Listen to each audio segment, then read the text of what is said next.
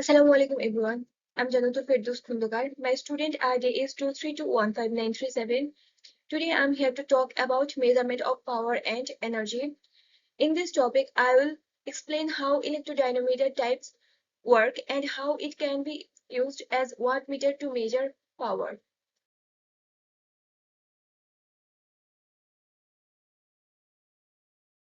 First, let us understand the basic construction of this instrumentation. In this instrumentation, there are two types of coil.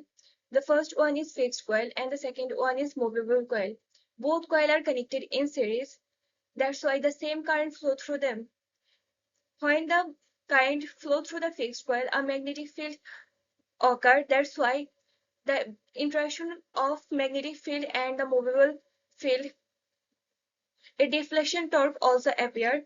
That's why we can say that the deflection torque is proportional to the current of I squared. Now comes to the AC current. In AC current, current changes very rapidly and instantly. So sometimes it is very difficult to respond to every value of current.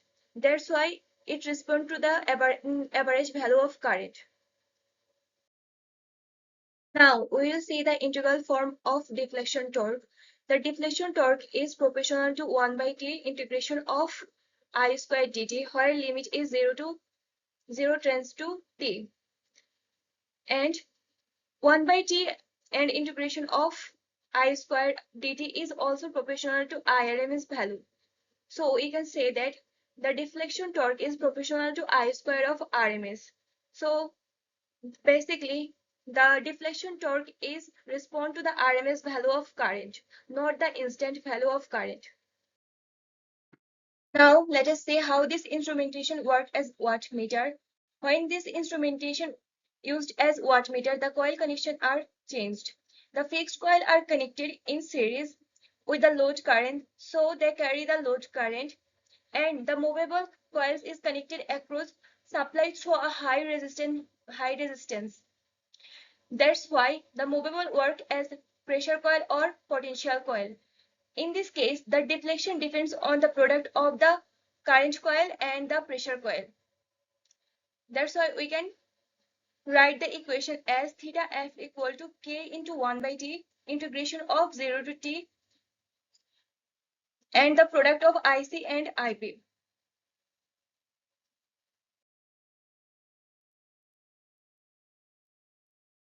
Now, in the final slide, we connect this with power measurement. The current coil is connected in series with the load, so it carries the actual load current, so that we can write IC equal to IL. The pressure coil is connected across the load. Since it has high resistance, its current is proportional to the load voltage and remains almost in phase, so that we can write IP equal to BL by RP. Now, if we put this value in the deflection equation, the equation becomes proportional to the average value of BI equal to IL. But we know that average power is consumed by a load, that's why the P average becomes 1 by T integration of BL IL dt, where limit is 0 tends to T. So the final deflection of the wattmeter is proportional to the average power which is consumed by the load. That means when the point deflects, it is directly indicates the power used by the current. So in conclusion, we can say that electrodynamometer type wattmeter measure true power because its deflection depends on the average product of voltage current. Thank you everyone. It's all about me, and thanks for hearing me so patiently.